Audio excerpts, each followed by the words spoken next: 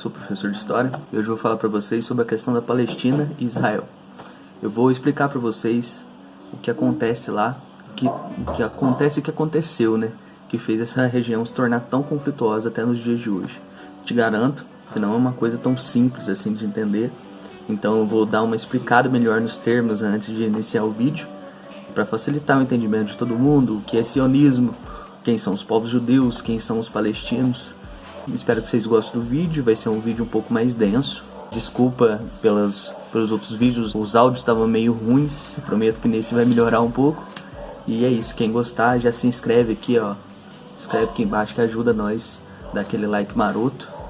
E é isso, valeu!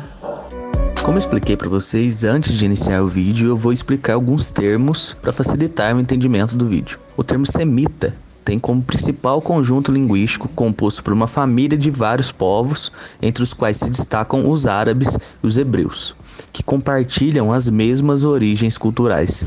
A origem da palavra semita vem de uma expressão, Gênesis da Bíblia, e se referia à linhagem dos descendentes de Sem, filho de Noé.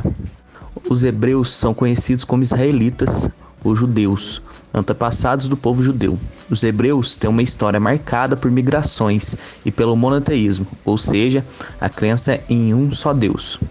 Depois de muitas diásporas do povo judeu, ou seja, esse povo judeu migrou por vários lugares em busca da terra sagrada, esses conseguiram se fixar em Jerusalém, expandindo seu território, tornando-se a maioria na região. Algum tempo depois, a Palestina viria a ser dominada pelo Império Otomano, hoje turcos, período em que foi encorajada a imigração judaica para a região. Nessa época, com a Revolução Industrial, os judeus eram vistos como manipuladores do capital de parte do mundo e causadores da alta taxa de desemprego vivenciada.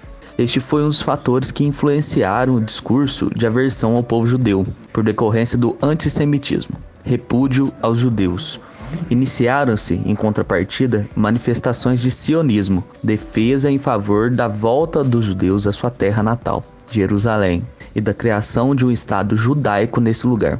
O conflito entre Israel e Palestina intensificou-se no final do século XIX e foi incentivado pelo sentimento de aversão aos povos judeus. Apesar de separados em muitos territórios, o povo judeu conservou sua cultura, seus costumes e seu amor à pátria. A Palestina, tanto para os judeus quanto para os muçulmanos, era considerada uma região sagrada. A Palestina é um território de 27 mil quilômetros quadrados que se localiza entre o Egito, o Líbano, a Síria, a Jordânia e tendo um vasto litoral com saída para o mar Mediterrâneo. Pelo sul da Palestina, chega-se ao Golfo de Aqaba, que levará qualquer navegante ao Mar Vermelho, o Golfo de Aden, Mar da Arábia, o Golfo de Omã e o Oceano Índico. Do ponto de vista econômico, político e militar, sua localização é estratégica. A Palestina fica no centro do mundo, na divisa entre a África e a Ásia, e bem próximo da Europa. Por isso, tal território sempre foi alvo de invasões ao longo da história.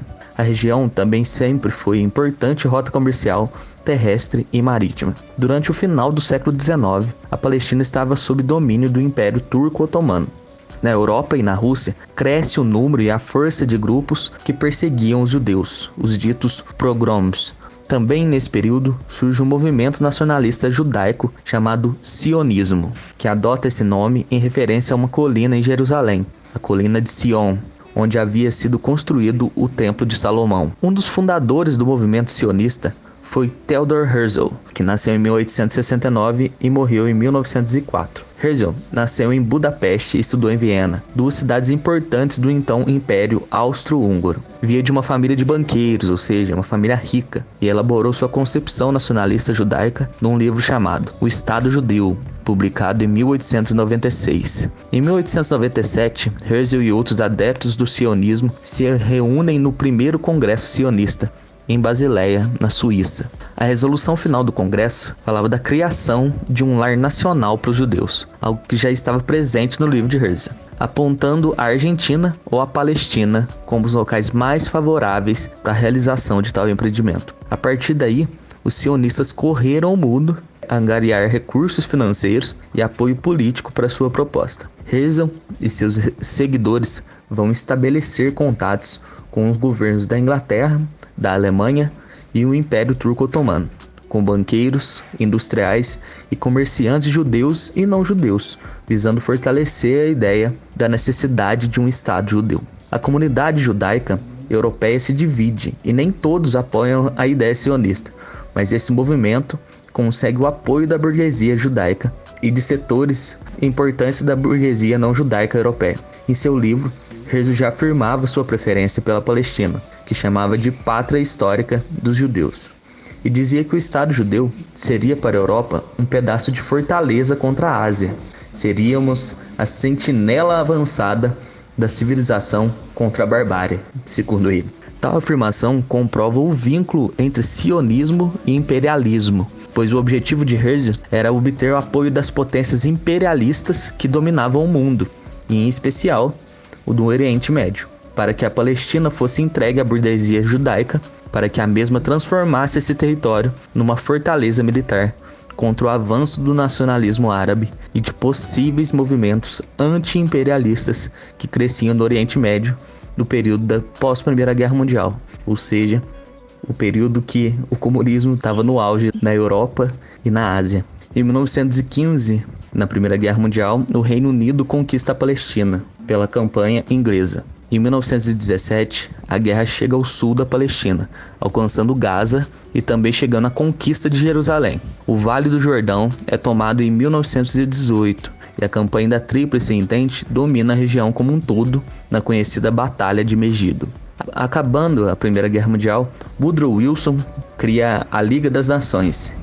E aí, essa liga garante um mandato para que o Reino Unido tome conta da região e aplica as resoluções da Declaração de Balfour, o qual encarregava de providenciar um lar nacional aos judeus na Palestina e um aberrado árabe na Transjordânia, ambos cedidos pelo Império Otomano, que acabou se dando mal na Primeira Guerra Mundial e, no seu desmembramento, teve de fazer concessões aos ditos vencedores. A Palestina fica então sob domínio britânico de 1918 a 1948. O mandato francês compreendia a Síria, formada pela Síria atual, e o Líbano. Nesse período, o movimento sionista está consolidado e sua ambição de construir um lar nacional para os judeus na Palestina ganha ainda mais apoio devido ao massacre de judeus pelos nazistas na Europa da Segunda Guerra Mundial. Entre 1939 e 1945. Criam-se então as condições favoráveis para a realização da profecia que Herzl e seus seguidores elaboraram em 1897. Criar o Estado judeu em 50 anos. Durante vários séculos, os judeus haviam passado por um processo de assimilação, ou seja, haviam se integrado na comunidade nacional de vários países. Trabalhavam, estudavam, participavam da vida política, econômica, social e cultural de onde viviam.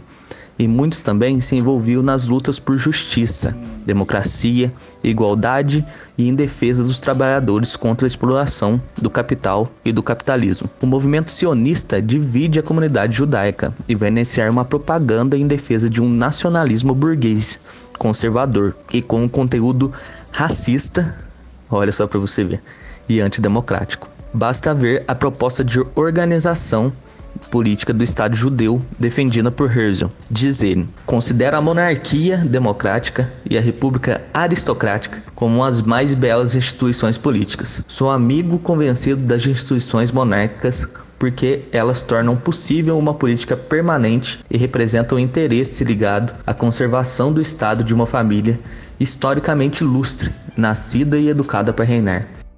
Robespierre ia adorar isso aqui com uma guilhotina do lado. Sua posição elitista e antidemocrática considera o referendo como absurdo, pois em política não há questões simples que possamos resolver por um sim ou não. Aliás, as massas são ainda piores do que os parlamentos. Diante de um povo reunido, não podemos fazer nem política exterior, nem política interior. A política deve ser feita do alto. Se liga nas ideias do cara. 3 ideias foram fundamentais para convencer milhares de judeus a emigrar para a Palestina. Que a Palestina era uma terra sem povo e os judeus eram um povo sem terra. Que a Palestina era uma pátria histórica dos judeus. Que os judeus são um povo eleito por Deus. Essas ideias fizeram com que banqueiros e grandes empresários judeus contribuíssem para a criação da Companhia Judaica, empresa de colonização com o objetivo de comprar terras para instalar colônias judaicas na Palestina. O sionismo se organiza de 3 maneiras: politicamente, através de várias organizações nacionais e internacionais que visam buscar o apoio político de governos para o seu projeto colonialista. Segundo, economicamente, buscando recursos financeiros de empresários e banqueiros judeus e não judeus para a instalação das colônias na Palestina. Militarmente, organizando grupos terroristas paramilitares para espalhar pânico entre a população árabe palestina, grupos que depois de 48 se transformam nas Forças Armadas de Israel. E, culturalmente, através da difusão pela indústria cultural de ideias que buscam justificar a dominação territorial da Palestina e o direito histórico e sagrado dos judeus de ocupar aquela região. Em 1947, como resultado de uma articulação política internacional dirigida por representantes das potências imperialistas Estados Unidos, Inglaterra e França e do sionismo internacional, e com o apoio da União das Repúblicas Socialistas Soviéticas e das recém-criadas Repúblicas Socialistas do Leste Europeu, a Organização das Nações Unidas, a ONU, aprova a partilha da Palestina, que deveria criar naquela região 2 estados, um judeu e um palestino. O Estado judeu ficaria com 56,4% do território. O Estado palestino ficaria com 42,9% e 0,7% correspondente à cidade de Jerusalém. Seria administrado pela ONU, por ser local sagrado para os cristãos, judeus e muçulmanos. Além de receber a maior parte do território palestino, o Estado judeu ficou com as terras mais férteis. No ano da partilha, 1947, a população árabe palestina era maioria absoluta em 15 dos 16 subdistritos existentes. Somente em Jafá, a maioria da população era formada por judeus. Eram 1.310.000 árabes palestinos muçulmanos e 630.000 judeus. Quem coordenou a votação na Assembleia Geral da ONU foi o diplomata brasileiro Oswaldo Aranha. Olha só pra você ver. Um brasileiro fazendo cagada lá no Oriente Médio. Ex-ministro das Relações Exteriores. Orientado pelo governo brasileiro para acompanhar o voto nos Estados Unidos, a Aranha adiou por 2 dias a votação, para que o lobby sionista estadunidense pudesse convencer outros países sobre a necessidade da criação do Estado judeu. No dia 29 de novembro de 1947, a votação foi a seguinte: em 14 de maio de 1948, os britânicos então deixam a Palestina e é fundado o Estado de Israel. Desde os primeiros dias de sua existência, o governo sionista impediu a criação do Estado palestino, desrespeitando com isso a Resolução 181 da ONU, que previa a constituição de 2 estados. Tem início a Guerra da Palestina, onde de um lado está o exército sionista colonialista de Israel e de outro a população palestina, que desde essa época luta pela sua libertação, pela criação de um Estado laico e democrático, onde possam viver em paz judeus, cristãos e muçulmanos, onde seja garantindo aos indivíduos o direito de decidir, de manifestar livremente suas posições políticas e religiosas. Portanto, desde 1948, o povo palestino vive uma tragédia. Foram expulsos de suas terras e de suas casas, e tiveram suas propriedades roubadas ou destruídas pelo chamado Exército de Defesa de Israel. Vilas e cidades palestinas vêm sendo constantemente destruídas durante os 64 anos da Nakba, a tragédia. Milhares de pessoas seguiram o caminho do exílio e os refugiados palestinos já chegam a 5 milhões. E ainda assim, milhares seguem resistindo dentro dos territórios ocupados por Israel. Em 1967, o expansionismo israelense se intensifica. Novas colônias e assentamentos judeus sionistas são criados em Gaza, Cisjordânia e Jerusalém, agora tomada militarmente pelo exército colonialista, em mais um desrespeito às resoluções da ONU sobre a questão da Palestina. Além disso, Israel ocupa militarmente as colinas de Golã, que são da Síria, e a península do Sinai do Egito. A única resolução da ONU que Israel respeitou até o momento foi a da sua própria criação. Em 1967, Israel conquistou na denominada Guerra dos 6 Dias a península do Sinai, as colinas de Golã, a faixa de Gaza e a Cisjordânia. A partir de então, os conflitos aumentaram de forma expressiva, uma vez que grande parte dos palestinos estavam refugiados nesses dois últimos territórios. Houve um deslocamento elevado desses para a região da Jordânia, fato que incomodou os israelenses e pressionou o então rei da Jordânia, Hussein, a atacar os palestinos. O ato causou muitas mortes de palestinos, obrigando os que sobreviveram a se abrigarem no Líbano.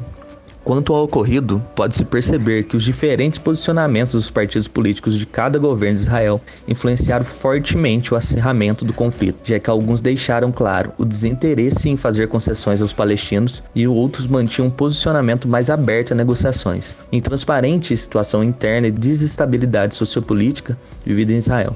Em 1982, Israel assumiu o poder sobre o Líbano e tomou sua capital, Beirute. Nesta ocasião, as forças militares libanesas, com um apoio israelense, massacraram os palestinos ali exilados. Já em 1987, formou-se um movimento palestino da faixa de Gaza à Cisjordânia, a Intifada, com o fim de reclamar a tomada de territórios por parte de Israel. O movimento constitui frequentes manifestações civis não pacíficas contra os soldados israelenses. Em contrapartida, os soldados atiraram e, por conseguinte, ao final morreram inúmeras pessoas. A religião, até hoje, mostra-se como um entrave para a resolução do conflito, já que os palestinos adotam o islamismo, em sua maioria, enquanto israelenses judeus comungam da religião judaica. A fim de restabelecer uma separação física entre judeus e palestinos, Israel, em 2002, começou a construção de um muro que dividiria a região da Cisjordânia e do Estado de Israel. Olha só o tanto de semelhança que essa merda de Estado de Israel tem com os Estados Unidos, né? A justificativa foi que esse muro traria segurança aos judeus diante da situação conflituosa instaurada. Há, por outra perspectiva, a opinião de que a construção desse muro seria um meio para ocupar um pouco mais do território da Cisjordânia e se apossar de recursos hídricos presentes no local. A resistência palestina já desenvolveu as mais diversas formas de luta, mas foi nos anos 60 e 70 do século XX que o movimento de libertação nacional palestino adquiriu uma importância internacional, conquistando espaços junto a organismos internacionais, governos e representações diplomáticas de vários países, sendo apoiado pela maioria do bloco de países socialistas do leste europeu, Alemanha Oriental, Polônia, Hungria, Bulgária, Tchecoslováquia, Iugoslávia e Romênia, pela Albânia, pela China, pelo Vietnã, pela Coreia do Norte, pela União Soviética e pelo movimento dos países não alinhados, pela Organização de Unidade Africana, ou UA, e pela Liga Árabe. Todo esse apoio internacional à causa palestina produziu inúmeras resoluções da ONU e condenações ao Estado de Israel, e gerou uma conjuntura favorável para que a Organização para a Libertação da Palestina, a OLP, fosse convidada a falar na Assembleia Geral da ONU em 1974, quando Yasser Arafat fez um discurso histórico para um plenário majoritariamente a favor do cumprimento das várias resoluções sobre a questão da Palestina. Em 27 de dezembro de 2008, Israel lançou contra a população palestina em defesa na faixa de Gaza a chamada Operação Chumbo Fundido. Durante 23 dias, o exército israelita, o mais poderoso do Oriente, fustigou impiedosamente os palestinos da faixa de Gaza. Quando a operação terminou, em 18 de janeiro de 2009, 2 dias antes da tomada de posse de Barack Obama, tinham-se registrado mais de 1.400 mortos palestinos, entre os quais 138 crianças, e enormes destruições. Um saldo sangrento que não pode ser classificado senão como prática de crimes de guerra e crimes contra a humanidade. Segundo dados das Nações Unidas, perto de 6.400 habitações foram totalmente destruídas ou sofreram danos estruturais profundos. Ficaram desalojadas 20 mil pessoas, a grande maioria dos quais refugiados. Foram duramente atingidas as infraestruturas de eletricidade e água, e total ou parcialmente destruídas por perto de 300 escolas e jardins de infâncias, hospitais e centros de saúde, mesquitas, inúmeros edifícios e serviços públicos e até instalações da ONU. Sabemos hoje que não foi a última nem a mais mortífera das criminosas agressões militares israelitas contra a faixa de Gaza, cuja população está há mais de 13 anos encarcerada numa prisão a céu aberto, de onde é impossível fugir.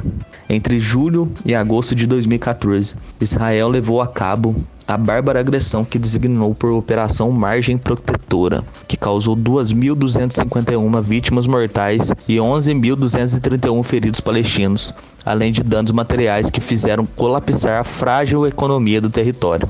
Hoje, há 1,5 milhões de refugiados palestinos vivendo em 58 campos oficiais da ONU, localizados em toda a Palestina e países vizinhos.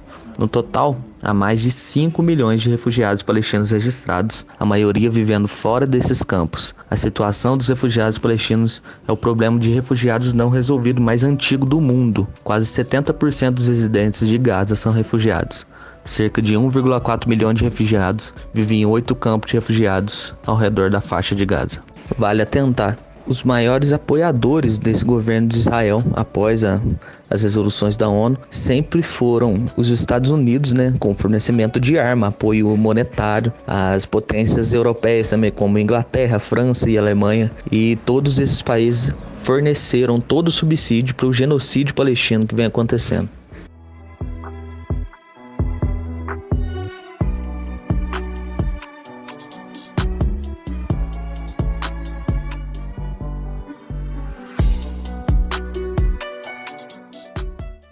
Espero que vocês tenham gostado.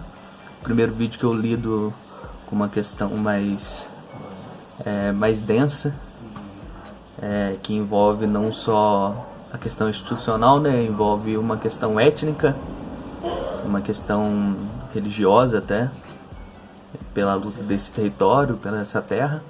Eu espero que vocês tenham gostado. Eu vou trazer mais alguns vídeos sobre a questão do Oriente Médio, né, que não é só Israel e Palestina que estão em conflito ali, tem a questão da Síria, tem a questão do Iraque, do Irã, a questão das antigas repúblicas socialistas que se desmembraram ali. E é isso, espero que vocês tenham gostado. Dá aquele joinha pra nós, se inscreve aí no canal, dá uma força, tamo junto, valeu. Comenta aqui embaixo aí o que vocês acharam, se vocês querem alguma temática diferente, que eu vou tentar trazer aqui, certo? Valeu, é nóis, tamo junto.